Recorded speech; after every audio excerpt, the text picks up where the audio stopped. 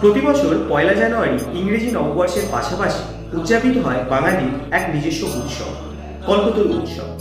এই দিনেই কাশীপুর উদ্যানবাটিতে কল্পতরু হয়েছিলেন রামকৃষ্ণ শ্রী পরমহংসদেব।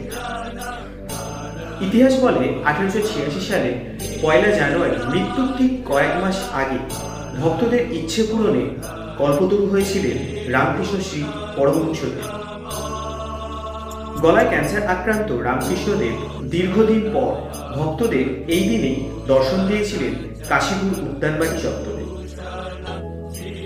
প্রিয় শিষ্য গিরিশের হাত ধরে ভক্তদের মাঝে দাঁড়িয়ে মানুষকে জীবন দর্শন শিখিয়েছিলেন। কথিত আছে এই দিন রামকৃষ্ণদেব যাদের যাদের স্পর্শ করেছিলেন তাদের সমস্ত মনস্কামনা পূর্ণ হয়েছিল। এরপর থেকেই এই দিন নিজেদের মনস্কামনা পূরণের জন্য কল্পতরু উৎসবে পুজো দিতে লক্ষ লক্ষ মানুষের সমাগম ঘটে এই কাশীপুর উদ্যানবাটি ও দক্ষিণেশ্বর মন্দিরে। তার শিষ্যদের মধ্যে অন্যতম ছিলেন নাট্যকার শ্রী গিরিশচন্দ্র ঘোষ। একদিন কাশীপুর উদ্যানবাটি এক গাছের তলায় দাঁড়িয়ে রামকৃষ্ণদেব গিরিশচন্দ্রকে জিজ্ঞাসা করেন, তোমার কি মনে হয় আমি কি?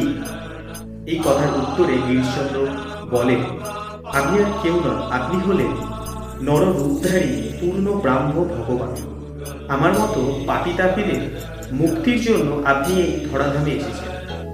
এই কথা শুনে রামকৃষ্ণদেব বলেন, তোমাদের চৈতন্য। এরপরেই তার ভক্তদের জন্য চৈতন্য প্রদান করেছিলেন রামকৃষ্ণ শ্রী পরমহংসদেব।